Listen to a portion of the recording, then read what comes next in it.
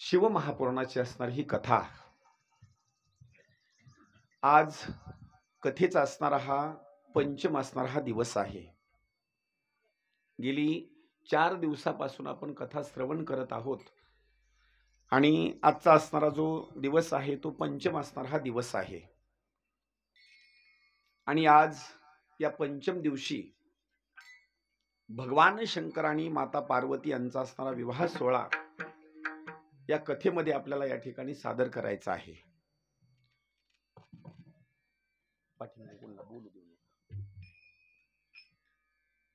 कालपर्यंत आपण इथं जी कथा श्रवण केलेली आहे या कथेच्या बाबतीमध्ये काही भगवान शंकराच्या बाबतीमध्ये दान धर्म करण्याची भूमिका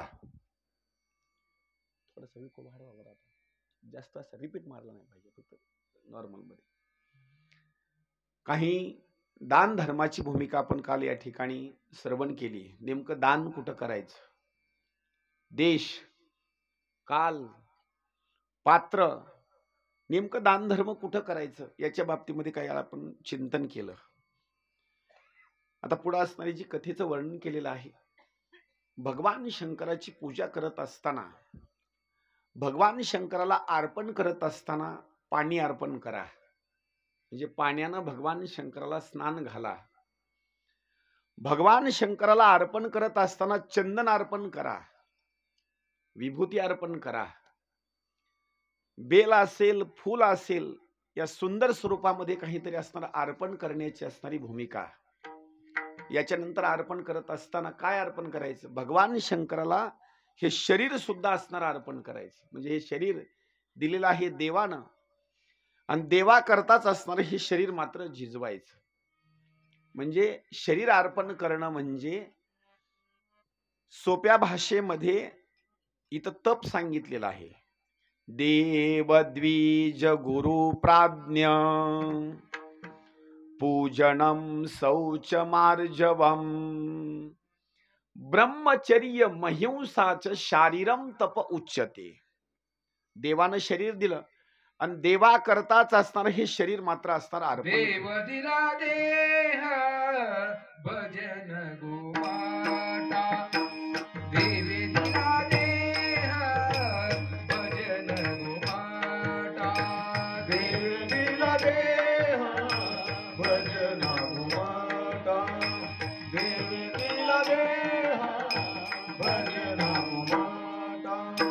तुझ्या झाला पाटा बालिकेचा, तुझ्या झाला पाटा बालिकेचा, देवी दिला देह भजन गोमाता, देवी दिला देह भजन गोमाता, देवी दिला देह भजन गोमाता। तो या झाला फाटा बाधिकेचा, फाटा बालिकेचा, देवी दिला देह भजन गोमाता, देवी दिला देह भजन गोमाता, देवी दिला देह भजन गोमाता। शरीर दिलं देवानं आणि देवानं शरीर दिल्याच्या नंतर हे सगळं शरीर देवालाच असणार अर्पण करणे। देव मग देवा करता शरीर कसं अर्पण करायचं, तर देवा करता शरीर अर्पण करत असताना सांगतो, आपण दररोजचं असणार आपलं घर स्वच्छ करतो, फरशी असेल अंगण असेल सडा सारवण असेल आपलं घर सगळं स्वच्छ करतो आपण। पण एक सांगतो, किती जरी घराला सजवण्याचा प्रयत्न केला, किती जरी निर्मळ करण्याचा प्रयत्न केला, किती जरी स्वच्छ केलं, तर काही लोक बोलत बोलत एवढं म्हणतील, आम्हाला मात्र घरामध्ये घाण जमत नाही। स्वच्छता म्हणजे स्वच्छता। किती जरी स्वच्छ बनवलं, किती जरी टापटीपणा ठेवला, शेवटच्या क्षणापर्यंत जरी ठेवला, तर त्याच्यामधून काही पुण्य कार्य मात्र सांगितलेलं नाही, काही पुण्य होणार नाही त्याच्यामुळे। एवढंच होईल, दुसरे लोक आल्याच्या नंतर म्हणतील घर मात्र स्वच्छ आहे, बस आपल्याला थोडंसं मन वाटेल, पण घर साफ केल्याच्या नंतर काही पुण्याचा असणारा भाग नाही. हे नित्यकर्म हे आपल्याकरता हे करावंच लागतं आपल्याला. पण पुण्याचं कार्य सांगतो. एखाद्या वेळेस देवाच्या दर्शनाला गेला तर देवाच्या मंदिरामध्ये कचरा दिसला, झाडू घ्या. तुम्ही किती श्रीमंत आहेत हे डोक्यातून काढून टाका. देवाच्या तिथला असणारा अंगण झाडण्याची भूमिका असेल, देवाचं मंदिर झाडण्याची भूमिका असेल, तिथल्या जाळ्या काढण्याची भूमिका असेल, एवढं जरी काम केलं ना, हे पुण्याचं काम सांगितलं. देव नंबर 1, देवांगण मिरवणिया अंगोपचार पुरवणिया करावया म्हणिया शोभती हात. ऐका, कुणी जर देवाचं अंगण झाडलं ना, त्याला खास पुण्याचं काम. नंबर 2, कुणाला देवापर्यंत येताच येत नाही. काही वयोवृद्ध आजी असतात, त्यांना देवापर्यंत जाता येत नाही का? गुडघे असतील, कंबर असेल, शरीराचा त्रास असेल, तिथपर्यंत जाता येत नाही. पण त्यांच्याकरता सुद्धा कार्य सांगितलं. देवपूजा कशी होते? घरी बसल्या बसल्या कापूस हातामध्ये घेणे, देवाची वात तयार करणे. बसल्या बसल्या बर का, पण निंदा न करता बर का. हा, देवाला वात तयार करायची ना, भगवान शंकराला अर्पण करायची. शिव ओम नमः शिवाय. नाहीतर वात घ्यायची हातामध्ये, कापूस घ्यायचा. कापुराच्या वाती उजळलेल्या ज्योती, कापुराच्या वाती उजळलेल्या ज्योती, कापुराच्या वाती उजळल्या ज्योती, कापुराच्या वाती उजळल्या ज्योती. ओवाळीला पटेल लक्ष्मीचा, ओवाळीला पटेल लक्ष्मीचा, ओवाळीला पती लक्ष्मीचा, ओवाळीला पती लक्ष्मीचा. गंगेवर गेला भोगो घालून गेला, गंगेवर गेला भोगो घालून गेला, गंगेवर गेला भोगो घालून गेला. ओवाळीला पती रुक्मिणीचा, ओवाळीला पती रुक्मिणीचा, ओवाळीला पती रुक्मिणीचा, ओवाळीला पती रुक्मिणीचा. गंगेवर गेला भोगोकार केला, गंगेवर गेला भोगोकार केला, गंगेवर गेला भोगोकार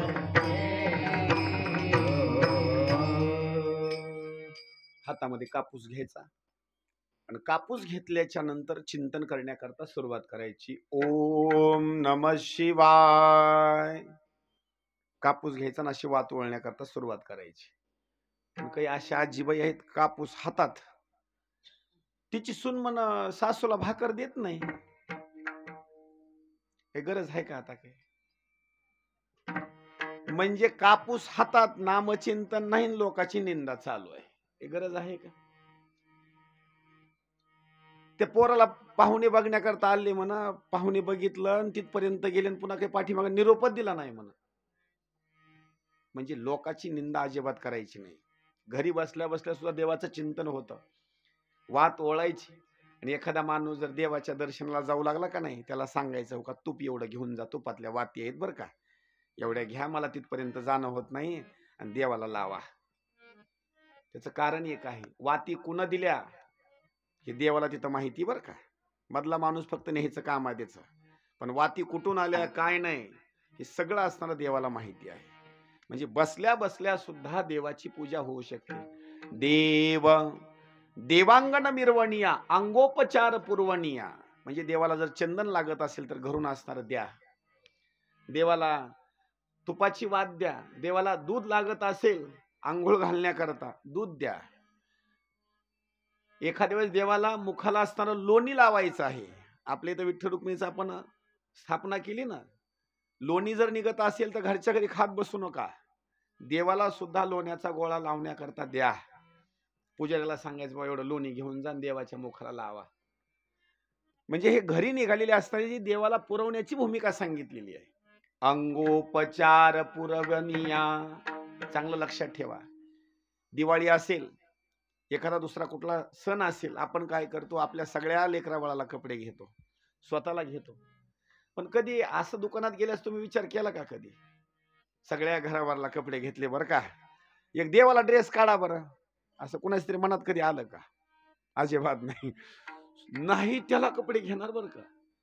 बोलवण करत असताना तुम्हाला आता काय सांगावं काय नाही. निवाई जावा बस सगळे सगळे एक सोडणार नाही. तर पुन्हा थाटा सांगायचं भरपूर मोठी बोलवण केली. अरे पण एवढी मोठी बोलवण केली, देवा करता आहे का काही बोलवण कधी? अजिबात नाही. पाठीमाग बोलू नका बरं का, माग बोलू नका, बोलू नका, माग शांत बसा, बोलू नका.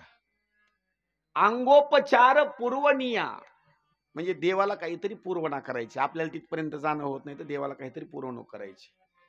करावया म्हणिया शोभती हात. असं जर कोणी वात वळून जर देवा करता दिली असेल, काही देवा करता काही असणार पंचामृत वगैरे करून दिला असेल, त्याचेच हात शोभतात. लक्षात करा बरं का. असं जर कोणी काही दिलं असेल तर त्याचेच हात शोभतात. नाही तर त्याचे हात म्हणजे बाबळीच्या झाडावर असणारे जे फटे आहेत का नाही, बाबळीच्या वृक्षावरचे फटे आणि त्याचे असणारे हात, याच्यामध्ये काहीच बदल नाही. देवांगण मिरवणिया अंगोपचार पुरवणिया करावया म्हणिया शोभती हात. याच्या पुढे सांगितलेलं आहे. जर देवाची तीर्थयात्रा असेल तर त्या तीर्थयात्रेकरता हे शरीर असणारं झिजवायचं. अजिबात असणारा शरीराचा विचार करायचा नाही. नाथबाबा वर्णन करतात, चलत असताना जर पायी दिंडीमध्ये जर गेला तर वाहनाची व्यवस्था असली तरी वाहनामध्ये बसायचं नाही, अजिबात नाही, चलतच जायचं. कशा करता? देवान असणारी हे पाय दिलेले तीर्थयात्रा करण्याकरता. नाथबाबा वर्णन करतात, पायी तीर्थयात्रा मुखी राम नाम. पायी तीर्थयात्रा मुखी राम नाम. पायी तीर्थयात्रा मुखी राम नाम. पायी तीर्थयात्रा मुखी राम नाम. पायी तीर्थयात्रा मुखी राम नाम. पायी तीर्थयात्रा मुखी नाम. पायी तीर्थयात्रा मुखी राम नाम. पायी तीर्थयात्रा मुखी नाम. हाची माझा नेम सिद्धीने. हाची माझा नेम सिद्धीने. हाची माझा नेम सिद्धीने. हाची माझा नेम सिद्धीने. नामस्मरण घडो संत समागमो. नामस्मरण घडो संत समागमो. नामस्मरण घडो संत समागमो. नामस्मरण घडो संत समागमो.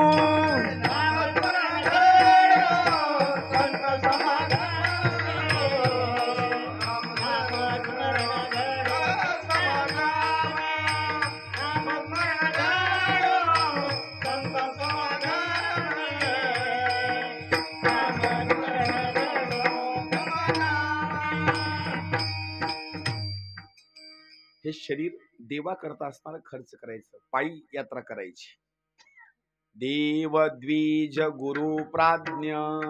ब्राह्मण आले ना, ब्राह्मणाचं दर्शन घ्यायचं बरं का. देव द्विज गुरु, गुरु आले, गुरुचं दर्शन घ्या. प्राज्ञ पूजनम शौच मार्जवम. शुद्ध स्वरूपामध्ये असणारं थांबायचं. असं जर कोणी एखादा भाविक भक्त जर देवाची आराधना करत असेल तर त्याला शरीराचा असणारं तप सांगितलेलं आहे. आणि कधीही सांगतो, संसारामध्ये सुद्धा असणारा आपण जे शरीर झिजवतो का नाही, हा आपला उदरनिर्वाह करण्याकरता असणारा भाग आहे. आणि कधी सांगतो, आपण सगळे शेतकरी आहेत. सकाळी 4 वाजल्यापासून ते रात्री 10 वाजेपर्यंत आपलं काम चालू आहे. तरी कुणाचं काम झालं? अजिबात नाही. एवढंच नाही, झोपले तरी उद्या काय काम करायचं हे डोक्यात आहे. हा, लाईट कधी येते काय नाही, बरोबर उठणार की लगेच धावपळ करण्याकरता सुरुवात, शेती करता. पण इथं सांगितलेलं आहे, शरीराचं तप असेल तर देवाकरता काही आपलं शरीर जर झिजवलं ना, तर ते शरीराचं असणारं तप सांगितलेलं आहे. काही तुम्ही देवाकरता अर्पण करा, देव असताना त्याच्यानं प्रसन्न होतो. याच्याकरता एक सुंदर दृष्टांत या शिव महापुराणामध्ये आलेला आहे. काही तुम्ही देवाला असणार अर्पण करा, देव त्याची सेवा मात्र स्वीकार करतो आणि त्याचं पाप मात्र नष्ट करून टाकतो. याच्याकरता एक दृष्टांत असा आलेला आहे. एक कांपिल्य नावाचं असणारं नगर आहे. सुंदर कथा आहे बरं का, एकदम लक्ष देऊन ऐका आणि आपल्या फार कामाची आहे. कांपिल्य नावाचं नगर आणि त्या कांपिल्य नावाच्या नगरामध्ये यज्ञदत्त नावाचा ब्राह्मण. नगर कांपिल्य, ब्राह्मणाचं नाव यज्ञदत्त आणि त्याच्या मुलाचं नाव गुणनिधी. पती पत्नी आनंदामध्ये संसार करू लागले. त्यांच्या पोटी असणारा गुणनिधी मुलगा असणारा जन्माला आला. प्रॉपर्टीच्या बाबतीमध्ये कुठली कमतरता नाही, धन ऐश्वर्य सगळ्या गोष्टी असणाऱ्या जिथल्या तिथं. तो ब्राह्मण सुद्धा ज्ञानी. त्याच्या पत्नीचं वर्णन जर करायचं म्हटलं तर पत्नी सुद्धा एक नंबरची, कुठल्याच बाबतीमध्ये कमतरतेची भूमिका नाही. एक म्हणजे तिच्या बाबतीमध्ये तिचं जे कुल सांगितलेलं आहे ते कुल सुद्धा चांगलं, तिचा स्वभाव सुद्धा देवपूजेच्या बाबतीमध्ये नंबर 1चा. त्यांच्या पोटी जो मुलगा जन्माला आला तो गुणनिधी. त्याचं वय सांगितलेलं आहे 6, 7, 8 वर्षापर्यंत वय झाल्याच्या नंतर आई वडिलांनी त्याला चांगले संस्कार दिले.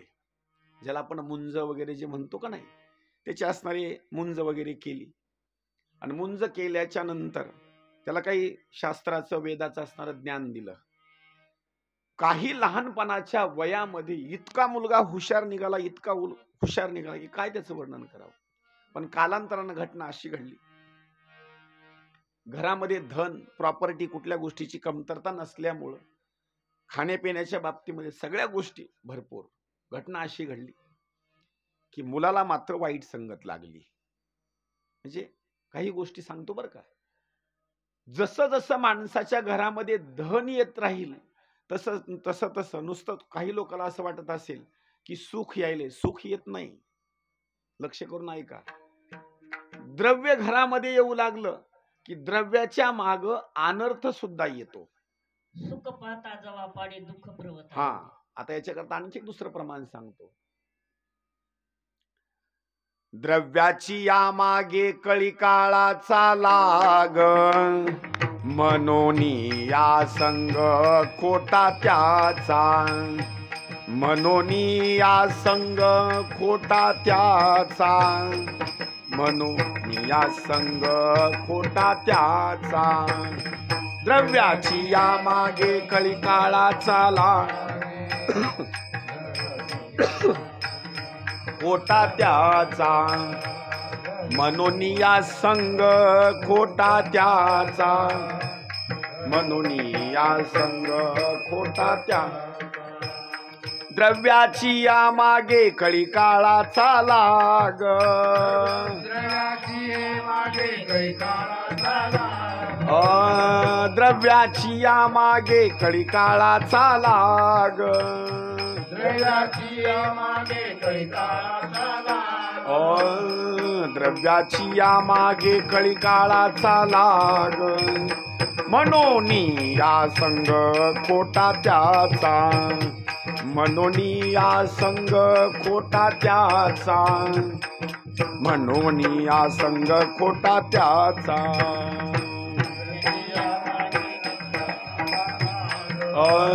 मनोनी या संग खोटा त्याचा, मनोनी या संग खोटा त्याचा, मनोनी या संग.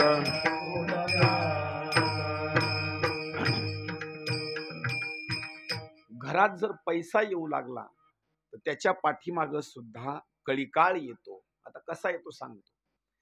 एखाद्या मातेला आमंत्रण दिलं, अमुक अमुक आमच्या घरी एवढ्या एवढ्या वेळेला तुम्ही काय करा, तुम्ही सुवासिनी आहेत आमच्या घरी जेवण्याकरता या, तुम्ही आमंत्रण दिलं. आणि त्या मातेला एक छोटंसं असणार एक लेकरू आहे, बाळ आहे. तिनं काय सांगितलं त्या लेकराला, मला आमंत्रण आहे, मी जेवण करून येते, तोपर्यंत तू घरी बस. माझा प्रश्न आहे सांगण्याचा, ते लेकरू घरी बसतं का? बसतं घरी निवांत, टीव्ही वगैरे लावून काही बसतं का? असं आताचे लेकरं बसतील समजा, मोबाईल दिला की निवांत बसते, त्यांना काही म्हणजे काही नाही, मोबाईल झाला की बस संपलं, मग जेवण लागत नाही, भाकर लागत नाही, काही नाही. पण जुन्या काळामधला दृष्टांतीला आईनं किती जरी उपदेश केला तर ते लेकरू मात्र घरी बसत नाही. आमंत्रण आईला आहे, पण तरी सुद्धा लेकरू घरी बसत नाही, आईच्या मागे रडत रडत रडत रडत येतं. तसं सांगतो, आमंत्रण पैशाला दिलं ना, लेकरू घरी बसत नाही. त्या पैशाच्या बाबतीमध्ये आमंत्रण सांगितलेलं आहे त्या लेकराचं. काळ द्रव्याची या मागे कळी काळाचा लागतो, कळी काळ मागे येतो. म्हणून या संग खोटा त्याचा असणारा जो त्याग आहे, तर तो त्याग मात्र असणारा कट करून टाकायचा, त्याग मात्र करायचा त्या ठिकाणी. इथं 8 वर्षापर्यंत असणार त्याचं जीवन आनंदामध्ये सांगितलं, पण घरामध्ये पैसा जास्त असल्यामुळं वाईट संगतीला लागला. लहानपणापासून जुगार खेळण्याकरता त्यानं सुरुवात केली. काही असे लहान लेकरं असतात, खाऊ नये ते खातात, ओढू नये ते ओढतात, आणि पिऊ नये ते पेतात. म्हणजे पैसा असल्यामुळं आई वडिलाच्या गोष्ट लक्षामध्ये येत नाही. काही आई वडील तर म्हणतात, आमच्या लेकराला ना सुपारीचं सुद्धा व्यसन नाही. पण लेकरू एवढं हुशार असतं का नाही, घराकडे येत असताना तोंड धुवूनच येतं बरं का ते. इतकी लेकरं हुशार, आईलाही माहिती नाही आणि काहीच नाही, कुणालाच माहित नाही. म्हणजे व्यसन बाहेर करायचं, पण घराकडे मात्र अजिबात नाही. आता पहा, त्यानं व्यसन करण्याकरता सुरुवात केली, जुगार खेळण्याकरता सुरुवात केली, पण घरच्या लोकांना मात्र कुणालाही माहिती नाही. एक दिवस आईला ही गोष्ट कळाली, आणि लेकरं जास्त बिघडण्याला कारण जर कोण असेल तर वडील नाही बरं का. तुम्ही म्हणाला असं कसं काय? लेकरं जास्त बिघडण्याला कारण म्हणजे आई. पप्पाला जर कळालं ना लेकरू बिघडलं म्हणून, पप्पा मोठा दांडा काढतात बरं का. पप्पाजवळ गुन्ह्याला माफी नाही, लगेच मारण्याकरता सुरुवातीला दंड म्हणजे दंड. पण आई म्हणते थांबा, एवढंच आहे आपल्याला. मग बिघडलं गिराईक, मग पुन्हा काय?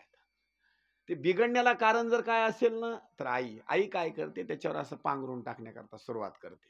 मी तर सांगतो ना, मारण्याकरता सुरुवात केली की आईनं शांत बसायचं, मध्ये अजिबात जायचं नाही. परत ते गुन्हा करणार नाही ना व्यसन करणार नाही. या आईनं काय केलं, गुणनिधीच्या वडिलांनी प्रॉपर्टी कमवलेली, धन कमवलेलं, ज्या वेळेला या कांपिले नावाच्या नगरामध्ये राहू लागले, मग मात्र ते धन असताना त्याचा दुरुपयोग होऊ लागला. आणि आईनं काय करायचं, त्या मुलाच्या अपराधावर असणारं पांघरून टाकायचं. पांघरून टाकत असताना सहज जर विचारलं त्या यज्ञदत्तानं, मुलगा कुठं गेलेला आहे, तर मुलगा जायचा जुगार खेळण्याकरता. पण आईनं सांगायचं दुसऱ्याच्या घरी अभ्यास करण्याकरता गेलेला आहे. मुलगा आला की आईनं त्याला जीव घालायचं, समजून सांगायचं, बाळा असं वागू नको बरं का, तुझ्या वडिलाचा असणारा जो स्वभाव आहे तो रागीट आहे, कधी जर कळालं तर माझाही त्याग करतील आणि तुझाही त्याग करतील. एवढंच नाही, जुना कालावधी सांगितलेला आहे, 19 वर्षाचं वय त्याचं झालं. पण वडिलांना ज्या ज्या वेळेला विचारील त्या वेळेला आईनं मात्र खोटं सांगायचं. 19 वर्षाचं वय झालं, आणि 19 वर्षाचं वय झाल्याच्यानंतर त्याचा विवाह झाला, तोपर्यंत गोष्ट कुणाला माहिती नाही. आणि काही लोक पण असे असतात का नाही, मुलाला व्यसन आहे का नाही आहे पत्ता काढत असताना घरून पत्ता काढत नाहीत. एखाद्या मुलाचं लग्न जमवायचं म्हणल्यास कुठं घरी विचारतात का, आणि घरचे लोक खरं सांगतात का, आमचा बाळूना कसलंच व्यसन नाही. मग लोक म्हणतात थांबा थोडस, सगळ्या गावामध्ये सगळा पत्ता काढतात. मग गावातील लोक सांगतात काय तुम्हाला सांगावं काय नाही, भरपूर बिघडलंय बरं का, नका उगं तुम्ही देऊ. मग परत निरोप नाही, कुछ नाही, काही नाही, काही नाही. त्याचा विवाह सोहळा वयाच्या 19व्या वर्षी ठरला, विवाह सोहळा संपन्न झाला. आणि विवाह सोहळा संपन्न झाल्याच्या नंतर पत्नीचं वय सांगितलंय 16 वर्षाचं. विवाह सोहळा संपन्न झाला, पण लग्न सोहळा झाल्याच्या नंतर सुद्धा आईनं उपदेश केला, आता तू लहान नाही बरं का, तुझा विवाह सोहळा संपन्न झालेला आहे, आता संसार करण्याची भूमिका व्यवस्थित बघ आता. तरी सुद्धा वर्णन असं केलेलं आहे, तरी सुद्धा तो असा सुधारला नाही. वाईट व्यसनाच्या अधीन लागल्यामुळं तो जुगार खेळायचा, मद्यप्राशन करायचा. घटना अशी घडली कालांतरानं, त्यानं जुगार खेळत असताना आईला नवीन आणलेली साडी आपल्या वडिलांनी ती सुद्धा जुगारावर नेऊन घातली. आणि जुगारी माणसं काय काय विकतील हे सांगता येत नाही बरं का. पैसा जुगारावर घालतील, घागरी असतील, विळा असेल, पारा असेल, धान्य असेल, काही असेल, त्या जुगारावर असणार ते नेऊन घालायचं. फक्त आपल्या इच्छेच्या बाबतीमध्ये कुठली गोष्ट मात्र कमतरता ते ठेवत नाहीत. त्या जुगाराच्या बाबतीत जर वर्णन जर करायचं म्हटलं ना, आतापर्यंतच्या कालावधीमध्ये जुगार तर अनेक जणांनी खेळला, पण पांडवासारखा जुगार मात्र दुसरा कोणी खेळला नाही. काय केलं पांडवांनी? अहो, त्या जुगारावर पत्नी सुद्धा जुगारावर लावली. काय वर्णन करावं. आणि हे व्यसन म्हणजे फार वाईट असणारं व्यसन आहे. तिथं ज्या वेळेला जुगार त्यानं खेळण्याकरता सुरुवात केली, वडिलाची अंगठी एक दिवस हातामधली वडिलांनी अंगठी काढली आणि एका साईडला ठेवून दिली. त्याने ती अंगठी सुद्धा उचलली, कोणाला पत्ता लागू दिला नाही, जुगारावर असणारी ती नेऊन घातली. काही कालांतरानं, काही वेळ गेल्याच्या नंतर एक दिवस वडील असं रस्त्यानं जाऊ लागले. रस्त्यानं जात असताना एका मुलाच्या हातामध्ये त्यांनी ती अंगठी बघितली. त्यांनी ओळखली, ही अंगठी तर माझीच आहे, ही अंगठी दुसरी कोणाची नाही. त्या मुलाला जवळ बोलून घेतलं, सांगितलं, अरे हे अंगठी तुझ्या हातामध्ये कशी आली? मुलगा गप्प बसला, एक शब्दही बोलला नाही. परत ब्राह्मणाने विचारलं, अरे मी विचारतो, ही अंगठी तुझ्या हातात कशी आली? तरी मुलगा गप्प. 2-4 वेळेला विचारल्याच्या नंतर मुलाला राग आला आणि रागाच्या भरामध्ये त्यानं सांगण्याकरता सुरुवात केली, ओ काका, लय ठासून असं बोलू नका, कुणाची अंगठी आहे, कुठून आली, काय आली, मी काय चोरून घेतली नाही म्हटला. तुमच्या मुलानं जुगारावर घातली म्हणला, मी जिंकलेली आहे, मी काय चोरून घेतली नाही म्हणला. त्यानं सांगितलं, माझ्या मुलानं जुगारावर? होय होय, तुमच्याच मुलानं जुगारावर घातलेली आहे. आणि तुम्हाला विश्वास येत नसेल तर घरचे जाऊन भांडे बघा, जेवढे जेवढे तुम्हाला दानामध्ये दिलेले होते तेवढे भांडे घरात आहेत का बघा. जेवढं सोनं तुम्ही घरी आणलं होतं ते सोनं बघा. जेवढे तुमच्या घरामध्ये किमती वस्तू होत्या, वस्त्र होते, ते घरात आहेत का बघा. उगा लोकाला तुम्ही बोलू नका. तिचे कान उघडले, त्याला विश्वास येईना. घरी गेला आणि पत्नीला प्रश्न विचारण्याकरता सुरुवात केली, माझी अमुक अमुक दिवशी मी अंगठी काढून ठेवली होती, ती अंगठी कुठं आहे? पत्नीनं दररोजच्या दिवसासारखं खोटं बोलण्याकरता सुरुवात केली. मालक थोडं थांबा, मी आता दुपारची वेळ आहे, स्वयंपाक करण्याकरता सुरुवात आहे, तुम्हाला जीव वाढायचा आहे. त्यानं सांगितलं, जेवण आज मी करणार नाही, फक्त मला हे सांग अंगठी कुठं आहे. तिनं परत नाटक करण्याकरता सुरुवात केली आणि सांगू लागले, तुम्ही त्या दिवशी अंगठी काढून दिली, मला असं वाटतं मी कुठेतरी ठेवलेली आहे, मी स्वयंपाक करत आहे, माझ्या आता लक्षामध्ये नाही. आणि हे नाटकी भूमिका बरं का. परत विचारण्याकरता सुरुवात केली, अंगठी सापडत नसेल तर नका सापडू दे, पण इथून पाठीमागं मी काही वेळेला काशाची तांबे आणलेली आहेत, पितळाचा असताना तांबे आणलेला आहे, ताट आणलेले आहेत, लोकांकडून चांदी दान आणलेली आहे, सोनं दान आणलेलं, कुठं आहे सांग. तिनं सांगितलं, सगळं व्यवस्थित आहे, अगोदर जेवण तुम्ही करा. सांगितलं, जेवण पुन्हा, पण दिलेल्या जेवढ्या वस्तू आहेत ती मला वस्तू पाहिजे. तिनं सांगितलं, मी व्यवस्थित नाही नाही, अगोदर मला वस्तू पाहिजे. कारण त्याची जी मर्यादा होती का नाही, ती मर्यादा संपलेली होती. आणि काही गोष्टी सांगतो बरं का, पती परमेश्वर काही गोष्टी सहन करत असताना काही गोष्टी सहन करतात बरं का. लक्ष करून ऐका. पत्नीनं प्रत्येक वेळेस अपमान अपमान अपमान अपमान अपमान अपमान अपमान करून करून ते वैतागून गेलं असतं बरं का.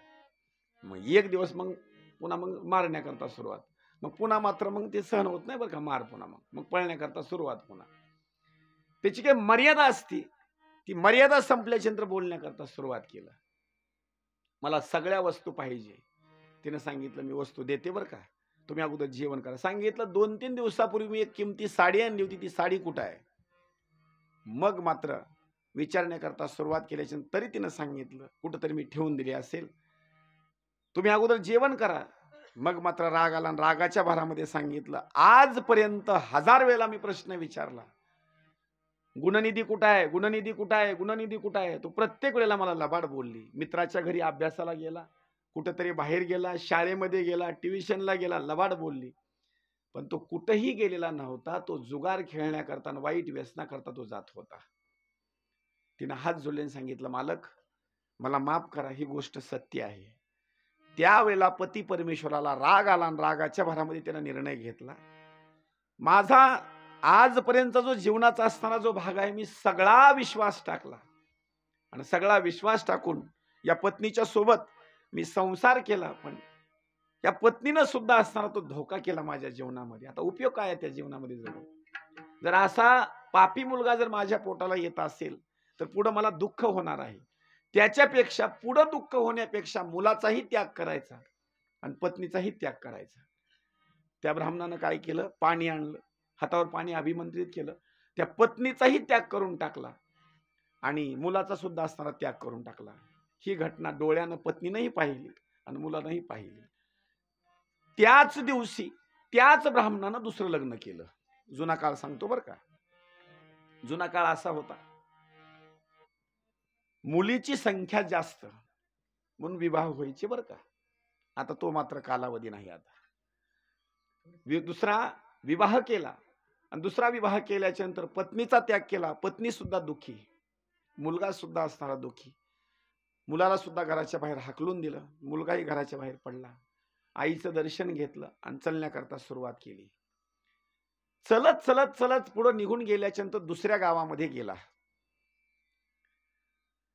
एक रात्र झाली, दुसरा दिवस असताना उजळला आणि सूर्य उदय झाल्याच्या नंतर त्यानं विचार करण्याकरता सुरुवात केली, काय माझं भाग्य होतं. सूर्य उदय झाल्याबरोबर माझी आई मला तुपामध्ये भाकरी अशी ही करायची, मिश्रण करायची, मला खाण्याकरता द्यायची.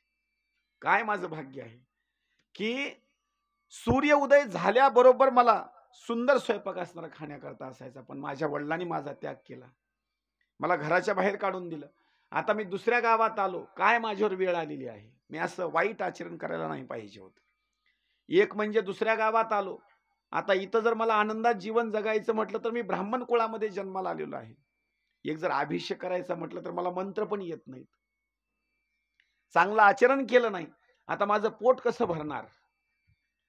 आणि दुसऱ्याच्या राज्यामध्ये दुसऱ्याच्या गावामध्ये गेल्याच्या नंतर सुख कुणाला मिळतं त्याचं कारण सांगितलेलं आहे.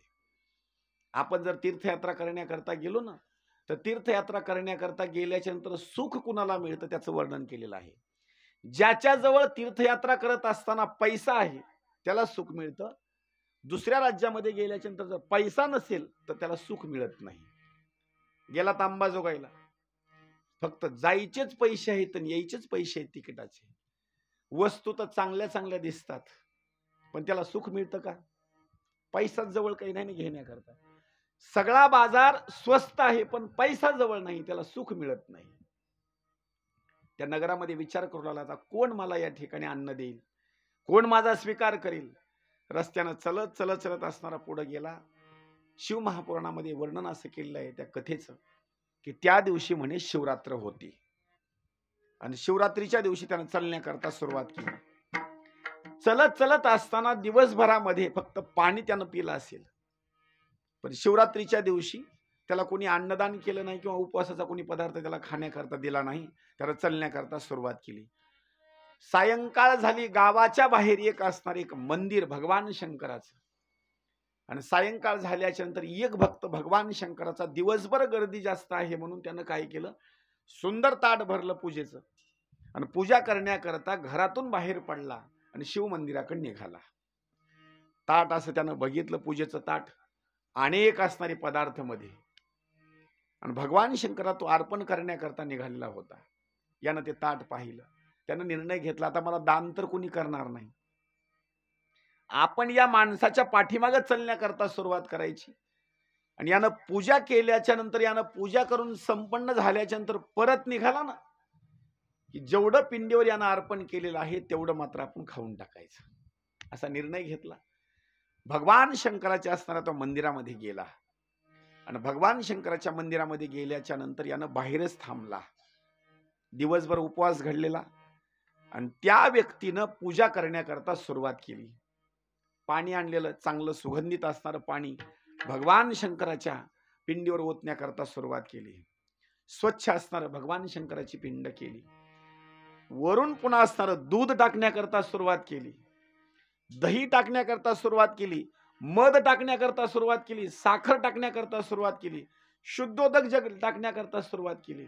तूप टाकण्याकरता सुरुवात केली. देवाला असा आंघोळ घालू लागला. याची दृष्टी सारखी पिंडीकडे होती. काही वर्णन केले बरं का. कुणी जर पूजा करत असेल तर पूजा करत असताना नुसती पूजा जरी बघितली तर पाप नष्ट होतंय. पूजा कुणीही करू द्या, पण पूजा जरी डोळ्यानं बघितली तरी पाप नष्ट होतं. पूजा पाहत असताना घटना अशी घडली, ज्या कुळामध्ये जन्मलेला आहे ब्राह्मण कुळामध्ये, पण वाईट आचरण केलं, पाप नष्ट होण्याकरता सुरुवात झाली. फक्त पूजा बघण्याकरता चालू आहे बरं का.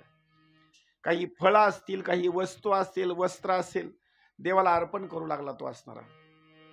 पूजा सगळी संपन्न झाली. त्यानं नतमस्तक होऊन डोकं टेकवलं आणि घराकडे चालण्याकरता सुरुवात केली. रात्र झालेली होती. तिथंच कीर्तनाचा कार्यक्रम, भजनाचा कार्यक्रम, काही नाचण्याकरता लोक तिथं, शिवरात्री असल्यामुळं मंदिरामध्ये गर्दी. त्यानं विचार केला, आता जर मी मंदिरामध्ये गेलो आणि त्या पिंडीवरचं जर साहित्य मी उचलण्याकरता सुरुवात केलं तर इथले पुजारी वगैरे इथले लोक मला खाऊ द्यायचे नाहीत. आपण काय करावं, यांना थोडंसं झोपू द्यावं आणि झोपल्याच्या नंतर आपण खावं. काय केली घटना, तिथंच बसला. सगळे मंदिरामधले असणारे लोक झोपी गेले. आणि झोपी गेल्याच्या नंतर यानं लक्षात घेतलं की आता मात्र आपण उठायचं आणि उठून मात्र काय करायचं की देवावरचा असणारा जो प्रसाद वगैरे तो खायचा. त्याचं कारण एक आहे, झोपीमध्ये काही लोक नाटकी झोप सुद्धा करतात बरं का. खास झोपी गेलेला माणूस उठेल, पण नाटक करून जो झोपला तो कधीच उठत नाही. हा, काही सासू झोपते 8 वाजेपर्यंत, अंग दुखाले अंग दुखाले अंग दुखाले म्हणून बरं का. हे नाटकी झोप. 8 वाजेपर्यंत झोपायचं, पण सून कशी काम करली गोदड्यातून बघायचं. ही नाटकी झोप बरं का. नाटकी झोपेमधलं माणूस कधीच उठत नाही. आणि काही झोपीचे प्रकार सांगतो. एक वनवासी झोप आहे, त्याला किती रात्रीवर पांघरून त्याच्या अंगावर टाकत राहतो मी, ते पांघरूनच अंगावर ठेवणार नाही, त्याला वनवासी झोप म्हणायचं. एक चक्री झोप, मुंडक जाग्यावरच राहणार आणि सगळं गोल चक्र रात्रभर फिरणार. एक नवखणी झोप, रात्री इथं झोपणार आणि सकाळी तिकडे निघणार. काय झोपीचे प्रकार तुम्हाला सांगू. काही माणसं ते अशी झोपतात ना, रात्रभर झोपतील पण डोळे उघडेच ठेवतील. म्हणजे चोराला आल्याच्या नंतर सुद्धा वाटावं की जागाच आहे माणूस बरं का. काही असे झोपतात की झोपल्याच्या नंतर शेजारच्या माणसाला झोपू देत नाही. शेजारचा माणूस झोपीतून उठून बसते असं. तो म्हणतो कुठल्या जन्मातलं पाप असेल आणि काय नाही, रात्रभर झोप नाही बघा. आणि काहीतरी असे घुरतात ना, तुम्हाला सांगतो, तोंडामध्ये काय माश्या चालल्यात का जाऊन फिरून याल याचाही काही पता नाही. लय नमुन्याच्या झोपी हो. हा, आणि ती काही जण तर असे घुरतात का नाही, थोडामध्ये गॅप बर का. पुन्हा मी त्या माणसाला झोप लागली की लगेच घुरत नाही, सारखं असं इण्याचा सूर लागल्यासारखं. हा, तसं नाही, थांबू थांबू घुरतात. 2-2 मिनिटाचा गॅप टाकू टाकू, गॅप टाकू टाकू, गॅप टाकू टाकू. रात्रभर माणसाला झोप येत नाही बरं का. महाराज, तो झोपलेला नव्हता, फक्त नाटक करून झोपलेला होता तो गुणनिधी. सगळे लोक झोपले आणि पिंडीच्या जवळ गेला. पण पिंडीच्या जवळ गेल्याच्या नंतर त्याच्या दृष्टीनं पाहण्याकरता सुरुवात केली. भगवान शंकराच्या त्याच मंदिरामध्ये एक दिवा म्हणा, एक समई म्हणा, तिथं अशी प्रज्वलित केलेली होती. पण घटना अशी घडली, त्या दिव्यामधलं तूप म्हणा किंवा तेल म्हणा संपत आलेलं होतं. आणि वात जी होती का नाही, ती वात सुद्धा एकदम अशी जळत येऊन एकदम छोटी झालेली होती. आता थोड्या वेळामध्ये आता तो दिवा विझणार. वात संपलेली, तेल संपलेलं, तूप संपलेलं, वात आता विझणार. हा गुणनिधीमध्ये गेला. यानं विचार केला, आपण आता दिवा लावला पाहिजे बरं का. तेल वगैरे बघितलं, तूप बघितलं, इकडे तिकडे असं पाहण्याकरता सुरुवात केली. त्याला काही दिसलं नाही. वात बघितली, वात सुद्धा असताना दिसलं नाही. तर नेमकं काय करायचं. त्यावेळेला त्याच्या अंगावर कपडे होते आणि त्यानं वात करण्याकरता शर्ट असं फाडलं आणि त्याची वात वळण्याकरता सुरुवात केली. त्याचं कारण एक आहे, त्यानं जी वात वळली का नाही, वात वळण्याचं कारण म्हणजे दुसरं तिसरं काही नव्हतं, देवाकरता वात वळत नव्हता तो. लक्ष करा, देवाचा आणि याचा अर्थार्थी काही संबंध नाही. याला वात याच्याकरता वळायची होती की जेवढं पिंडीच्या साईडला ठेवलेलं आहे का नाही, सगळं मला चोरून इथून बाहेर घेऊन जायचं आहे. मग त्याला प्रकाश लागेल म्हणून यानं शर्ट फाडलं आणि त्याची वात वळली की जेणेकरून प्रकाश केल्याच्या नंतर सगळं आपल्याला दिसेल. वात वळली आणि त्या दिव्यामध्ये असणारी ती वात बरोबर लावली. घटना अशी घडली, अंधकार पिंडीवर होणार होता आता आणि शिवरात्र होती. भगवान शंकराला सगळ्यात जास्त जर कोणती रात्र आवडत असेल तर तिचं नाव शिवरात्र. एखाद्या भाविक भक्तानं वर्षभर जर सोमवार जर नाही केले ना, लक्ष करा बरं का, वर्षभर जर सोमवार नाही केले आणि त्यानं नुसते शिवरात्रीच व्रत केलं का नाही, सगळ्या सोमवाराचं पुण्य एकदाच त्याला भेटणार. मग लोक म्हणतील बरं झालं आता सोमवार धरायची गरज नाही. तसं नाही बरं का, पण सोमवारचंही व्रत करायचं आणि शिवरात्र सुद्धा करायची. याच्या पुढे आणखी सांगतो, एखाद्या भाविक भक्तानं वर्षभरामधल्या एकादशी केल्या नाहीत, पण त्यानं आषाढी एक एकादशी केली आणि कार्तिकी एक एकादशी केली, तरी त्याला पुण्य बरं का. भगवान शंकराने विचार केला, काय माझा भक्त आहे, माझ्यावर शिवरात्रीच्या दिवशी आज अंधकार होणार होता, काय माझा भक्त आहे, स्वतःच्या कपड्याचा विचार केला नाही, शर्ट फाडलं आणि शर्ट फाडून अशी वात ओळली आणि प्रकाश केला. प्रकाश झाल्याबरोबर तर सगळा असणारा जो काही नैवेद्याचा भाग वगैरे होता, प्रसाद, सगळा त्यानं उचलला आणि मंदिराच्या बाहेर जाण्याकरता सुरुवात केली. मंदिरामध्ये प्रकाश झाला, पण मंदिराच्या बाहेरचा असणारा जो मंदिराचा भाग आहे तिथं मात्र अंधार होता आणि लोक कशीही झोपलेले होते बरं का. अंधारामध्ये त्याला दिसलंच नाही. प्रसाद घेतला आणि प्रसाद घेतल्याच्या नंतर बाहेर त्यानं पळण्याकरता सुरुवात केली. अचानकपणे बाहेर जाता असताना त्याचा पाऊल एका माणसाला लागला. पाऊल लागल्याबरोबर तो माणूस तो जागा झाला. त्यानं विचार केला, कोणीतरी पळतोय, त्या अर्थी कोणीतरी चोर असला पाहिजे. उठा उठा, देवाचे दागिने चोरी गेले, उठा, देवाचे काही अलंकार चोरी गेले म्हणून त्यानं आरडाओरड करण्याकरता सुरुवात केली. तोपर्यंत लोक उठले आणि लोक उठल्याच्या नंतर सगळेजण त्याच्या पाठीमागे धावले. घटना अशी घडली, लोकांनी चोर म्हणून त्याला एवढं मारलं की ती मारत असताना तो आंधळा झाला. इतकी मारहाण केली. एक तर आंधळा झाला, त्याला पुन्हा बोलता येईना, डोकं फुटलं, पाठीमध्ये मार, इतकी मारहाण केली की त्या मारहाण करत असताना आंधळा तर झालाच झाला, पण आंधळा झाल्याच्या नंतर शरीरामध्ये काही रक्त सुद्धा राहिलं, एवढी लोकांनी मारहाण केली आणि तेवढ्याच वेळामध्ये त्याचा असणारा तो प्राण निघून गेला. प्राण निघून गेल्याबरोबर त्याला नेण्याकरता यमाचे दूत आले. यम येतील बांधून नेते, यम येते बांधून नेते, यम येते बांधून नेते, यम येतील बांधून नेतील.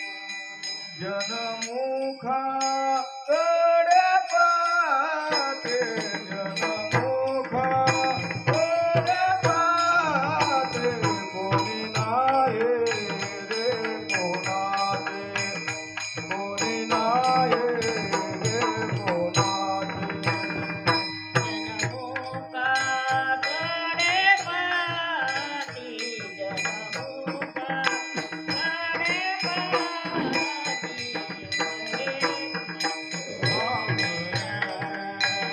कोणी नाही रे कोणाचे, कोणी नाही रे कोणाचे. यम येती बांधून नेती. आले यम आणि यम आल्याच्या नंतर यमाने त्याला बांधण्याकरता सुरुवात केली. पण बांधण्याकरता सुरुवात केल्याच्या नंतर बरोबर त्याला असे बांधत असताना तेवढ्याच वेळामध्ये घंटानाद करत असताना कैलास पर्वतावरून भगवान शंकरांनी दूत पाठवले. दोघांचं दर्शन झालं आणि दर्शन झाल्याच्या नंतर दोघांचा संवाद झाला. यमाच्या दूतांनी सांगितलं, कोण तुम्ही? त्यांनी सांगितलं, आम्ही शिवाचे दूत. बर, शिवाचे दूत म्हणतात, तुम्ही कोण? सांगितलं, आम्ही यम. कुणाला नेण्याकरता आलात? सांगितलं, या गुणनिधीला. अहो पण गुणनिधीचं पुण्य जास्त आहे. त्यांनी सांगितलं पाप जास्त आहे. त्यावेळेस त्या दोघांचा संवाद झाला आणि संवाद झाल्याच्या नंतर भगवान शंकराच्या दूतांनी त्यांना उपदेश करण्याकरता सुरुवात केली. मान्य याच्या जीवनामध्ये पाप आहे, पण सगळं पाप जर जळून कशाने गेलं असेल तर केवळ यानं पूजा बघितली, हे पाप नष्ट झालं.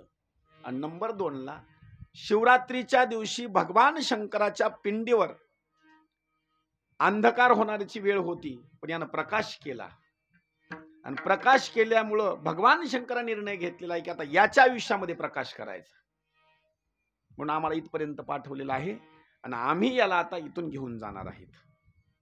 त्या यमाच्या दूतांनी सांगितलं काही हरकत नाही, तुम्ही घेऊन जा. पण यमाचे दूत निघून गेले आणि धर्मराज यमाला प्रश्न विचारू लागले, देवा अहो त्यानं जीवनामध्ये एवढं पाप केलं होतं, पण शेवटच्या वेळेला त्यानं फक्त दिवा लावला. त्या धर्मराजा यमानं सांगितलं, बाबा इथून पुढे सांगतो, लक्ष देऊन ऐका, कुणालाही इकडे घेऊन ये जाऊ नका बरं का, काही गोष्टी माझ्या ऐका.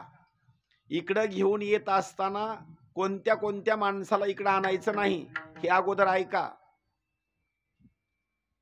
ज्याच्या मुखामध्ये शिवाचं नाम आहे त्या माणसाला माझ्याकडे आणू नका. म्हणजे ज्याच्या मुखामध्ये नाम आहे का नाही शिवाचं, ओम नमः शिवाय, धर्मराज यम सांगतो, त्याला मात्र माझ्या नगरीला आणू नका. नंबर 2, ज्याच्या कपाळावर त्रिपुंड्र ओढलेला आहे, म्हणजे ज्याच्या अंगावर भस्म लावलेला आहे, त्याला सुद्धा माझ्याकडे आणू नका. नंबर 3, ज्याच्या गळ्यामध्ये रुद्राक्षाची माळ आहे त्याला सुद्धा माझ्याकडे आणू नका. उलट एखाद्या वेळेस कुणी भगवान शंकराची निंदा करत असेल, भगवान शंकराची कुणी निंदा करत असेल तर निंदा करणाऱ्या माणसाला सुद्धा माझ्याकडे आणू नका. का? त्याच्या मुखामध्ये भगवान शंकराची निंदा जरी असली तर निंदा होत असताना सुद्धा भगवान शंकराचं नामचिंतन येतं, त्याला सुद्धा माझ्याकडे आणू नका. कुणी कुणी भगवान शंकराचा भक्त होऊन जरी तो खरा नसला, डुप्लिकेट जरी असला, आणि भगवान शंकराचं निमित्त करून जर भिक्षा मागत असेल त्याला सुद्धा माझ्याकडे आणू नका. कारण त्यानं निमित्त कुणाचं केलंय? भगवान शंकराचं केलं. याच्या पुढे सांगतो, जर तुम्ही काशीला गेलात किंवा अनेक ज्योतिर्लिंगाच्या ठिकाणी गेलात तर काही माणसं नाटक करून आहेत बरं का तिथं. आता कोणते नाटक करून आहेत त्या नाटकाच्या बाबतीमध्ये सांगतो. काशीला वगैरे आम्ही पाठीमागे गेलो होतो, एका लहान लेकरानं भगवान शंकराचाच वेश धारण केला होता. म्हणजे ते गजचर्म असं घातलेलं, हातामध्ये त्रिशूळ, असा चंद्र, गळ्यामध्ये साप, डमरो, असं ते चिन्ह धारण केलेलं. पण शिवमहापुराणामध्ये कथेमध्ये असं सांगितलं, त्यानं नाटक जरी केलं ना, नाटक करून जरी एखाद्या वेळेस भगवान शंकराच्या बाबतीमध्ये, आता देव दुसऱ्याला दान देतात, पण त्यानं नाटक करून सुद्धा जरी तो लोकांकडून पैसे मागत असेल तरी भगवान शंकर सांगतात, बाबा माझं रूप घेऊन तो जीवन जगतो ना, बस त्याच्याकरता गती सुद्धा कैलास पर्वताचीच. किती विचार करायची गोष्ट आहे. धर्मानं सांगितलं, यमानं अशा माणसाली माझ्याकडे घेऊन येऊ नका बरं का. मग ज्यावेळेस त्या गुणनिधीला कैलास पर्वतावर घेऊन गेले आणि कैलास पर्वतावर घेऊन गेल्याच्या नंतर तिथं मात्र आनंदामध्ये त्याला वास्तव्य करण्याकरता सांगितलं. आनंदात तो राहू लागला. काही दिवसापर्यंत वास्तव्य केल्याच्या नंतर भगवान शंकरांनी त्याला दुसरा जन्म दिला. दुसरा जन्म त्याला कलिंग देशाचा असणारा राजा म्हणजे अरिदम या राजाच्या पोटी त्याला राजकुमार म्हणून असणारा जन्म भेटला. त्याचं नाव ठेवलं दम. लक्ष करून ऐका बरं का कथा. पहिल्या जन्मामध्ये देवाच्या मंदिरामध्ये दिवा लावल्यामुळं दुसऱ्या जन्मामध्ये त्याला राजाच्या पोटी जन्म भेटला, तो राजकुमार झाला. राजा कालांतरानं मरण पावला आणि याला राजगादी मिळाली. आता हा राजा झाला. पण पूर्वजन्मामध्ये काय काय त्यानं कार्य केलं होतं त्याला सगळं ज्ञात होतं बरं का. मी जर आज राजा कशामुळे झालो असेल तर राजा होण्याला कारण जर काय असेल ना, तर राजा होण्याला कारण एकच, फक्त पहिल्या जन्मामध्ये मंदिरामध्ये मी माझ्या अंगावरचा जो कपडा होता का नाही त्याची वात ओळल्याने प्रकाश केला, म्हणून मी कैलास पर्वतावर राहिलो. नवे नवे आज राजा झालो. आता मला अधिक जर पुण्य मिळवायचं असेल, त्यावेळेस तर मला माहिती नव्हतं, पण याच्यापेक्षा जर मला अधिक पुण्य मिळवायचं असेल तर एक काम केलं पाहिजे, आता प्रत्येक दिवशी दिवा लावला पाहिजे. राजा होता, राजा बोले आणि दल हाले. त्यानं आदेशच देऊन टाकला, जर माझ्या राज्यामध्ये जर राहायचं असेल तर प्रत्येक जणानं घरोघर असणारा दिवा लावायचा. आता आपण जे आपल्या घरोघरी दिवा लावतो का नाही, हे दिवा लावण्याकरता जर कोणी सांगितलं असेल ना, तर लोक बोलत बोलत म्हणतील आम्हाला आमच्या आजोबांनी सांगितलं, पंजोबा. अजिबात नाही. हे प्रत्येकाच्या घरी दिवा लावण्याचं काम जर कोणी केलं असेल तर या गुणनिधीनं केलेलं काम आहे ते, त्या दमानं. म्हणजे ती परंपरा आपल्यापर्यंत चालत आलेली आहे. त्या दमानं सांगितलं, माझ्या राज्यामध्ये जिथं जिथं छोटं मंदिर असो मोठं मंदिर असो, तिथला जो प्रधान आहे त्या प्रधानानं आपल्या सैनिकांना आदेश द्यायचा आणि प्रत्येक मंदिरामध्ये दिवा लावायचा. जर राजानं आदेश देऊन जर एखाद्या वेळेस त्या सैनिकांनी दिवा जर नाही लावला तर त्या प्रदेशाचा जो प्रधान आहे त्याला मी जिवंत ठेवणार नाही, त्याला मी ठार करून टाकणार. आणि ज्याच्या घरामध्ये दिवा नसेल त्याला सुद्धा मी जिवंत ठेवणार नाही, त्याला ठार करून टाकेल. अहो, लोकांनी भीतीच्या पोटी नवे नवे राजाचा आदेश असल्यामुळं सगळ्या घरोघर असणारा दिवा, प्रत्येक मंदिरामध्ये दिवा. पण घटना अशी घडली, कालांतरानं इतकं पुण्य वाढलं त्या राजाचं दिवा लावल्यामुळं की कालांतरानं तो राजा मरण पावला. आणि कालांतरानं राजा मरण पावल्याच्या नंतर भगवान शंकर तर एवढे प्रसन्न झाले की परत त्याला कैलास पर्वतावर आणलं. आणि कैलास पर्वतावर आणल्याच्या नंतर भगवान शंकरांनी सांगितलं, तर तुला नेमकं काय देऊ बाबा आता माझ्याकडं? काय द्यावे त्यासी पावे उतराई, ठेवीत हा पायी जीव थोडा. त्यावेळेस सांगितलं, देवा आता काय मागावं मला काही कळत नाही बरं का, पण तुम्हीच हुशार आहेत, तुम्हीच काहीतरी मला द्या. कसं असतं, एखाद्या वेळेस लहान लेकराला जरी काही कळत नसेल ना, तर आईला वडिलाला मोठ्या माणसाला कळतं बरं का काय द्यावं. भगवान शंकरांनी काय दिलं त्याला? पद. प्रत्येक ठिकाणी जर आज तुझ्यामुळं जर माझी पूजा होत असेल आणि दिवा जर लोक लावत असेल तर तुझ्या आयुष्यामध्ये आता मला प्रकाशच केला पाहिजे, नवे नवे तुला काहीतरी विशेष काहीतरी दिलं पाहिजे. म्हणून भगवान शंकरांनी प्रसन्न होऊन त्याला काय दिलं? सगळ्या संपत्तीचा असणारा जो राजा आहे त्याला धनद कुबेराचं पद देऊन टाकलं. देह काळाचे धन कुबेराचे, देह काळाचे धन कुबेराचे. सर्वांनी टाळी वाजून म्हणा,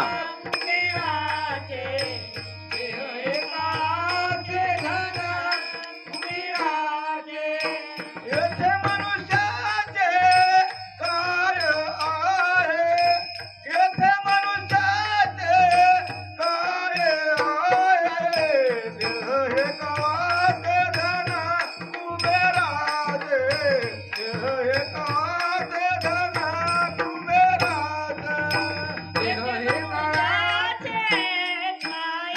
आहे, येथे मनुष्याचे काय आहे. देह काळाचे धन कुबेराचे, देह काळाचे धन कुबेराचे.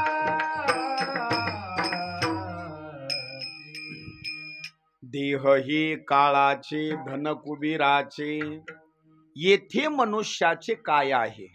आपण जे म्हणतो का नाही प्रमाण, सगळं जर धन कुणाचं असेल तर सगळं धन कुबेराचं आहे. आणि या सगळ्या संपत्तीचा राजा बनवलेला कारण जर काय असेल त्या कुबेराला, तर दुसरं तिसरं काही कारण नाही, फक्त त्यानं मंदिरामध्ये दिवा लावला. पण कधी सांगतो बरं का, सकाळ असेल आणि संध्याकाळ असेल, दिवा मात्र कधीही चुकवायचा नाही. दिव्याचं महत्व एवढं आहे की ज्योत से ज्योत जगाते चलो, प्रेम की गंगा बहाते चलो. म्हणजे आज देवाच्या मंदिरात जर दिवा जर लावला ना, त्या कुबेराला तर देवानं धनाचा असणारा कुबेर म्हणजे राजा बनवून टाकलं. आणि आपण जर देवाच्या मंदिरात दिवा जर लावला तर आपल्याला काही तेवढा राजा नको बरं का. व देवानं आपल्याला किलोभर जरी सोनं दिलं तर बस झाला, आपल्याला जास्त नको आपल्याला. देव तुम्हाला सुद्धा सोनं देईल, तुमच्या सुद्धा आयुष्यामध्ये असणारा तो प्रकाश करून टाकील, पण काय करावं लागेल? त्याला दिवा लावावा लागेल. आता पहा, पुढं कालांतरानं त्या कुबेरानं तपश्चर्या करण्याकरता सुरुवात केली आणि तपश्चर्या करत असताना त्या कुबेरानं काशी नावाच्या क्षेत्रामध्ये तपश्चर्या केली. इतकी खडतर तपश्चर्या केली की काय त्याचं वर्णन करावं. तपश्चर्या खडतर केली आणि भगवान शंकर प्रसन्न झाले. परत त्याला दर्शन देण्याकरता तिथं आले. दर्शन असणारं दिलं आणि दर्शन दिल्याच्या नंतर सहज त्यानं डोळे उघडले आणि भगवान शंकराकडे पाहण्याकरता सुरुवात केली. भगवान शंकराकडे पाहिल्याच्या नंतर तो आनंदित झाला. पण भगवान शंकराकडे पाहण्याकरता सुरुवात केल्याच्या नंतर थोडस साईडला बघितल्याच्या नंतर माता पार्वतीचं दर्शन झालं. आता पार्वतीकडे पाहत असताना त्यानं मात्र थोडासा असणारा नजरेचा भाग थोडासा काना केला. म्हणजे जो डावा डोळा आहे का नाही, तो डावा डोळा थोडासा असा काना केला. त्याचे दोन भाग असे सांगितलेले आहेत. एक म्हणजे पार्वतीकडे पाहत असताना वाईट दृष्टीनं पाहिलं. एक का तर पार्वतीच्या सौंदर्याच्या बाबतीमध्ये तुलनाच होऊ शकत नाही, इतकं सौंदर्य पार्वतीचं. आणि एक म्हणजे असा भाग सांगितलेला त्या कुबेराचा की थोडीशी वाईट दृष्टीनं पाहिलं. आणि त्याचा दुसरा एक भाग असा सांगितलेला आहे की त्यानं पार्वतीकडे पाहत असताना असा विचार केला की या अशा स्त्रीनं ही भगवान शंकराच्या सोबत राहते, असं हिनं कोणतं पुण्य केलं असेल की ही भगवान शंकराच्या सोबत राहते. असं कोणतं हिनं तपश्चर्या केलं असेल, पुण्य केलं असेल, असा तो मनामध्ये विचार करू लागला. भगवान शंकर त्याच्या मनामध्ये काय चाललेलं आहे भगवान शंकरांनी ओळखलं. 2 मिनिटाकरता लगे त्याच्यामधला एक भाव मात्र नष्ट झाला. कोणता? जो वाईट बुद्धीचा भाग होता तो मात्र नष्ट झाला. पण घटना अशी घडली, नाही आताच नाही आणायचं, नाही नाही नाही घरात नेऊन ठेवा, नाही तिकडं बाहेर पाठीमागे नेऊन ठेवा. त्याला मंडोळ्या बांधा बरं का 2. हा तिथं नाही ठेवायचं, मंदिरातच नेऊन ठेवा, वाटलं इकून जावा. हा ते आणायचं ना पुन्हा तुम्हाला. हा हा मंडोळी बांधा, 2 नारळ वगैरे तयार ठेवा, अंतरपाठ ठेवा, चौरंग पाठ सगळं तयार ठेवा. हा 2 हार एक तयार करा बरं का, छोटे छोटे 2 हार तयार करा. हा ज्या वेळेला त्यानं वाईट दृष्टीनं पाहण्याकरता सुरुवात केली, भगवान शंकराने तो भाव ओळखला. एक भाव मात्र नष्ट करून टाकला देवानं. दर्शन झालं, वाईट भाव नष्ट केला. पण माता पार्वतीचा जो स्वभाव आहे का नाही, तो मात्र फार वेगळा आहे बरं का. ती आदिमाया शक्ती आहे आणि आदिमाया शक्तीच्या बाबतीमध्ये वर्णन असं केलेलं आहे, प्रेमळ पण तेवढाच स्वभाव आणि रागीट पण तेवढाच स्वभाव. 2 स्वभाव सांगितलेले आहेत. प्रेमळ तेवढाच आणि रागीट सुद्धा तेवढाच. ज्या वेळेला त्या कुबेरानं पार्वती मातेकडे असं पाहण्याकरता सुरुवात केली, त्यावेळेला मात्र तिच्या मनामध्ये विकार निर्माण झाला आणि तिने निर्णय घेतला, माझ्याकडे ज्या डोळ्यानं हा वाईट दृष्टीनं पाहतो का नाही, याचा हा डोळा झडून जाईल. लगेच शाप देऊन टाकला त्याला. वाईट दृष्टीनं पाहू लागला. होता कुबेर, पण कुबेर असून सुद्धा पार्वती मातेनं शाप दिल्याच्या नंतर एक त्याचा डोळा असणारा काना झाला. काना झाला म्हणजे याचा भाग एक सांगतो बरं का. झडून जाणे, काना होणे किंवा त्याच्यातून असणारा रक्ताचा स्राव होणे, असे काही वर्णन केलेत. काना डोळा म्हणजे बांग बघणे. लोक काय म्हणतात, बघतो पण जरा काना बघतो बरं का जरा. ते बैलात बी माणसं तसे आहेत, म्हणजे बैल सुद्धा काही तसे काणी आहेत बरं का. तुम्ही म्हणताल कसे काय, आम्हाला आणखी कळालं नाही. काही बैल सुद्धा काणी आहेत, काही शेतकऱ्याला माहिती असतं. हा असे जरा आवताला झुपले का नाही, असा माग बघूनच ओढणार बरं का असा. हा आणि असा माग बघूनच ओढणार. पण शेतकरी त्याच्यापेक्षा हुशार. आणि असा का बघतो माहिती का, मालकाचा हात चापकाला लागला की मान सरळ करतो, हात चापकाचा काढला की पुन्हा काना बघतो. पण मालक त्याच्यापेक्षा जास्त हुशार. असा पंचा वगैरे असला का नाही जवळ, हा बरोबर मालक त्याच्या शिंगाला अडकविणार, त्याच्या कानाला घेऊन त्याच्या गळ्यामधले असं चांगल्याला अडकवून टाकणार. मग त्याला माग बघताच येऊ नये. त्यावेळेला बैल मात्र सरळ मान करतो चलतो. त्याला माहिती आहे कधी पाठळात चाबूक पडेल हे कळत नाही बरं का. काही माणसं सुद्धा कानी आहेत. कसे कानी, एक डोळा डाव्या साईडला आणि एक डोळा उजव्या साईडला. काही लोकांना कळत नाही आपल्याकडे बघायला का दुसऱ्याकडे बघायला. लक्ष करून बघा बरं का, कधी सांगतो. काना माणूस जर असेल आणि आपल्या समोर जर असेल तर तो आपल्याकडे बघायला का दुसऱ्याकडे बघायला, ह्याचा सुद्धा मंत्र सांगतो, लक्ष करून ऐका. जो डोळा जे बुबुळ आपल्याकडे बघायलंय असं समजायचं, तेच आपल्याकडे बघायलंय बरं का. आणि जे बांग बघायलेलं बुबुळ आहे ना त्याच्याकडे लक्ष द्यायचं नाही आपण, असं समजायचं ते दुसरीकडेच आहे. ते म्हणजे जे आपल्याकडे दृष्टी आहे ती आपल्याकडे दृष्टी आहे. पार्वती मातेने शाप देऊन टाकला, तू काना होशील, झाला तो काना. भगवान शंकराचे पाय धरले आणि पाय धरल्याच्या नंतर भगवान शंकराची स्तुती केली. सकल देवा आधी देवा, कृपाळू आदी केशवा, महानंदा महानुभवान सदाशिवा सहस्र रूपा. देवा, मला तुमचं दर्शन झालं आणि मातेनं तर मला शाप दिला हो, मला माफ करा. त्यावेळेस समजूत काढण्याकरता भगवान शंकरानं पार्वती मातेची समजूत काढली. पार्वती, एवढा मोठा शाप याला द्यायला नाही पाहिजे होता तो. हा एकतर काना झाला आता, आणि दुसरी गोष्ट म्हणजे तुझ्या रूपाचं सौंदर्याचं नव्हे नव्हे तुझ्या तपाचा हा गुणगान करू लागला. सांगितलं, मालक मला क्षमा करा बरं का, पण आता शाप मला परत घेता येत नाही, तुम्ही आता काहीतरी वरदान द्या. सांगितलं भगवान शंकरांनी, अरे कुबेरा, वरदान काय पाहिजे? देवा, एकच मला वरदान द्या की मी तुमच्या नगरीच्या जवळ राहावं. कुठं राहावं? तुमच्या नगरीच्या जवळ राहावं. कधी सांगतो बरं का, जे लोक देवाच्या नगरीमध्ये राहतात किंवा देवाच्या जवळ राहतात त्यांची किंमत फार मोठी बरं का. कुठेही प्लॉट घेण्यापेक्षा, प्लॉट घ्यायचा असेल तर कुठे घ्या माहिती का? पंढरपुरामध्ये जाऊन घ्या. तुम्हाला का घ्या? त्याचं कारण एक आहे, थकल्याच्या नंतर काठी टिकीत मंदिरापर्यंत जाता येईल.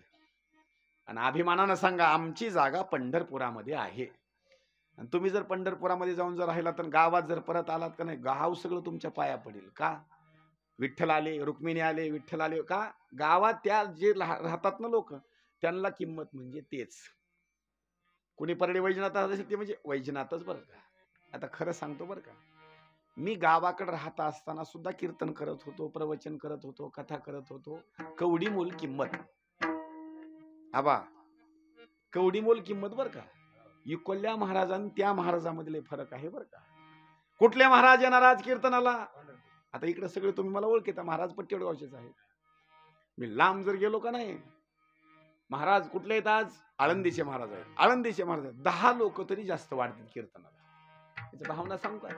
माझ्यामुळं नाही बरं का, माझ्यामुळं नाही, अजिबात नाही. मी गर्व सुद्धा करायची गरज नाही. याचं कारण एक आहे, तो महिमा जर कोणाचा असेल तर तो माऊलीचा महिमा आहे. पण कधी सांगतो, तिथं कुबेरानं मागणी मागत असताना सांगितलं, देवा तुमच्यासारखी मला किंमत यावी, नव्हे नव्हे तुमच्या चरणाच्या जवळ जर मी थांबलो, मला किंमत चांगली प्राप्त होईल. मला तुमच्या कैलास पर्वतावरच राहण्याकरता जागा द्या. भगवान शंकरांनी सांगितलं, काही हरकत नाही बाबा, अलकावती नावाची जी नगरी आहे का नाही, तिथं असणार तू राहा, आणि मी तुझ्या एकदम जवळ असणार राहील. कुबेर राहतो म्हणजे तो अलकावती नावाच्या नगरीच्या तिथं, आणि भगवान शंकर त्या नगरीच्या जवळ असणारे राहतात. आता एक म्हणजे ती अलकावती नगरी, आणि आता जी असणारी जी आपली अलंकापुरी आहे का नाही, ती सुद्धा बरं का. अलंकापुरी पुण्यभूमी पवित्र, तेथे नांदतो ज्ञान राजा सुपात्र, तया आठविता घडे महापुण्य राशी, नमस्कार माझा श्री गुरु ज्ञानेश्वरासी. मागणी मागितली आणि तो धनद नावाचा असणारा कुबेर झाला. म्हणून एक माझी विनंती आहे, तुम्ही कळत दिवा लावा, नकळत दिवा लावा, गडबडीमध्ये लावा, शांत स्वरूपामध्ये लावा, कसाही लावा, पण दिवा लावा. काही लोक बोलत बोलत विनोदानं म्हणतात, काय लावला दिवा? बोलत बोलत म्हणतात बरं का. परीक्षेहून आला, मार्क घेऊन आला, काय लावला दिवा? काही लोक म्हणतात 10वी पर्यंत शाळा शिकली, काय लावला दिवा? बरोबर आहे का नाही? आतापर्यंत संसार केला, काय लावला दिवा? म्हणजे दिव्याला किंमत जास्त आहे. तुम्ही कसाही दिवा लावा, पण भगवान शंकराला असणार तो दिवा मात्र प्रिय आहे, तो प्रकाश मात्र प्रिय आहे. इथे एक वर्णन केलेलं आहे. भगवान शंकराला प्रिय जर काय असेल तर तो म्हणजे असणारा दिव्याचा असणारा भाग. म्हणून आपण आपल्या सदनामध्ये, घरामध्ये, मंदिरामध्ये असणारा सुंदर स्वरूपामध्ये असणारा तो दिवा लावायचा. आपण काय करतो माहिती का? फक्त दीपावली आली का नाही, फक्त तेवढाच दिवा लावायचा, एरवी मात्र अजिबात नाही दिवा. आता याच्या पुढे आणखी सांगतो. मी पहिल्या दिवशी तुम्हाला सांगितलं आरती घेऊन या. का घेऊन या त्याचं कारण एक सांगू का?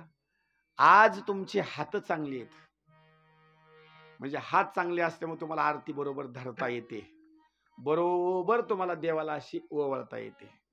पण एकदा शक्ती क्षीण झाली का नाही, पुन्हा हो का अशी घंटी वाजवता येत नाही ना आरती धरता येत नाही. कशी तरी धरली तर अंगावर पडल्या का तर राहत नाही पुन्हा. म्हणजे हे शरीर जोपर्यंत चांगलं आहे तोपर्यंतच देवाची असणारी आराधना करायची. आता काही माणसं मला बुका लावण्याकरता येतात बरं का, हार घालण्याकरता. कपाळ इथं बुका इथं, हात थरथर कापायलाय ना. म्हणजे हे जोपर्यंत शरीर चांगलं आहे की नाही तोपर्यंतच देवा व्यवस्थित असणारा लावायचा. अरे बाबा, देवाची आरती सुंदर करा. देवाची आरती जर सुंदर तुम्ही केली का नाही, या हातामध्ये सुद्धा असणारी शक्ती येईल. नाही तर काही लोक सकाळी सकाळी आणि संध्याकाळी रस्त्याच्या कडे असे फरकत फरकत चाललेत. मग ही अशी जे वाकडे जे व्हायलेत का नाही, अरे देवा करता काही नाहीच ना, काहीच नाही, काहीच नाही, कुठल्याच कामाचं नाही, काहीच. देवा करता हे शरीर झिजवा, कुठंतरी देव तुम्हाला त्याच्यामध्ये असणारी शक्ती देईल. हात व्यवस्थित असावा, पाय व्यवस्थित, आरती व्यवस्थित असणारी करावी, दिवा असणारा व्यवस्थित असणारा तो लावावा. इथं सुंदर स्वरूपामध्ये आपली असणारी जी कथा आहे ही यज्ञदत्त नावाचा असणारा जो ब्राह्मण आहे त्याची असणाऱ्या मुलाची कथा आहे, म्हणजे त्या गुणनिधीची. त्यानं काही जाणून बुजून असणारा तो दिवा लावला नाही, न कळत कळत असणारा तो दिवा असणारा लावलेला. म्हणून आपण सुद्धा आपल्या सदनामध्ये असणारा तो दिवा लावायचा. म्हणून पुढली कथा आपल्याला श्रवण करायची आहे. रामेश्वर बस एक छोटस असणार भजन मी पुढे म्हणतो, सगळ्याजणी टाळी वाजून भजन मागं म्हणा. कारण खरी जर कथा कोणती असेल ना, तर खरी कथा कोणती आहे तुम्हाला सांगतो. नुसतं ऐकणं ही तर कथा आहेच आहे, पण आपल्या हातानं सुद्धा टाळी वाजवावी, गुढी उभारावी, वाटते चालावी पंढरीची. म्हणजे टाळी वाजवायची, गुढी उभारायची आणि वाट असणारी चालायची. म्हणून सुंदर असणारं एक छोटस भजन घेऊ आणि त्याच्यानंतर पुढला असणारा कथेचा असणारा भाग पाहू.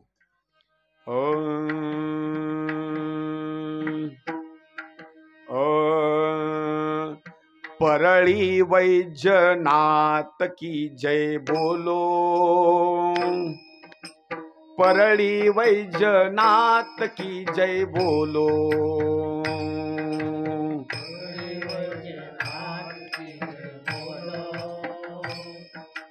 परळी वैजनाथ की जय बोलो, परळी वैजनाथ की जय बोलो, परळी वैजनाथ की जय बोलो,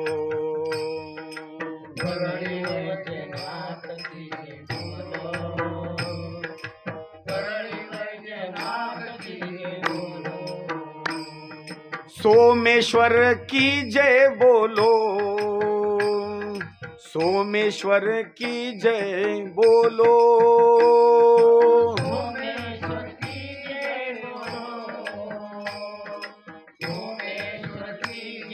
बोलो, सोमेश्वर की जय बोलो, सोमेश्वर की जय बोलो, सोमेश्वर की जय बोलो,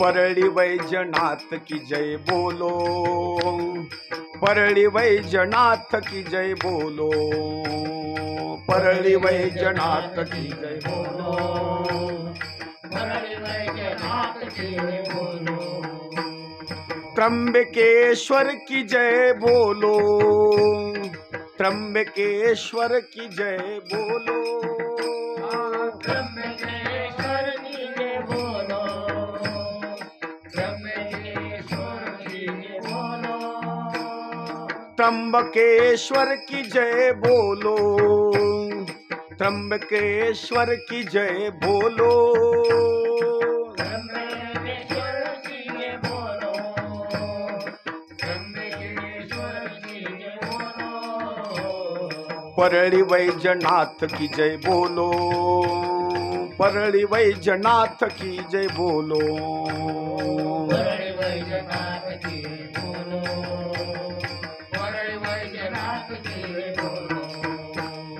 परळी वैजनाथ की जय बोलो परळी वैजनाथ की जय बोलो भीमा शंकर की जय बोलो भीमा शंकर की जय बोलो भीमा शंकर की जय बोलो भीमा शंकर की जय बोलो भीमा शंकर की जय बोलो भीमा शंकर की जय बोलो भीमा शंकर की जय बोलो भीमा शंकर की जय बोलो परळी वैजनाथ की जय बोलो परळी वैजनाथ की जय बोलो परळी वैजनाथ की जय बोलो परळी वैजनाथ की जय बोलो परळी वैजनाथ की जय बोलो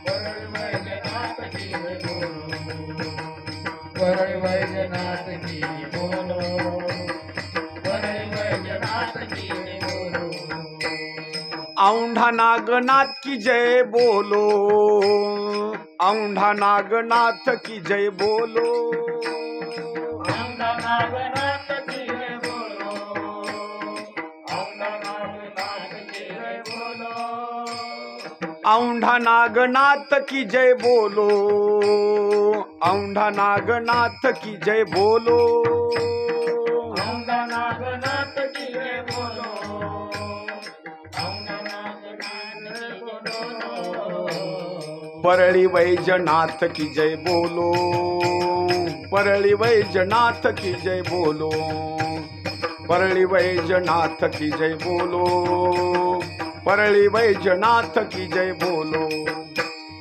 परळी वैजनाथ की जय बोलो परळी वैजनाथ की जय बोलो परळी वैजनाथ की जय बोलो परळी वैजनाथ की जय बोलो केदारनाथ की जय बोलो केदारनाथ की जय बोलो केदारनाथ की जय बोलो केदारनाथ की जय बोलो केदारनाथ की जय बोलो केदारनाथ की जय बोलो केदारनाथ की जय बोलो केदारनाथ की जय बोलो परळी वैजनाथ की जय बोलो परळी वैजनाथ की जय बोलो परळी वैजनाथ की जय बोलो परळी वैजनाथ की जय बोलो परळी वैजनाथ की जय बोलो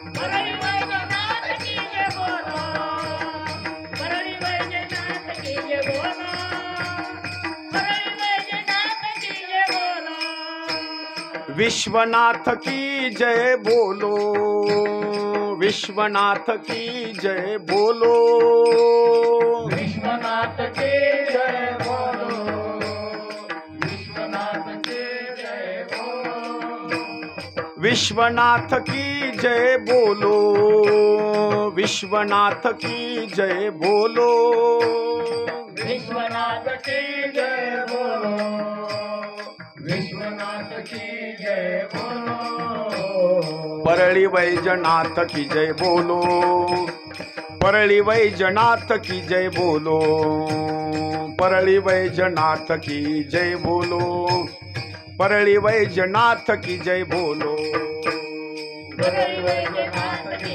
जय बोलो परळी वैजनाथ की जय बोलो परळी वैजनाथ की जय बोलो परळी वैजनाथ की जय बोलो रामेश्वर की जय बोलो रामेश्वर की जय बोलो रामेश्वर की जय ऐका कुणाच्या पायाला मुंग्या आल्या असेल तर उठून एकदा उठून जरा एकदा हाला पुन्हा लगेच खाली बसा रामेश्वर की जय बोलो रामेश्वर की जय बोलो उठा कुणाला उठायचं असेल तर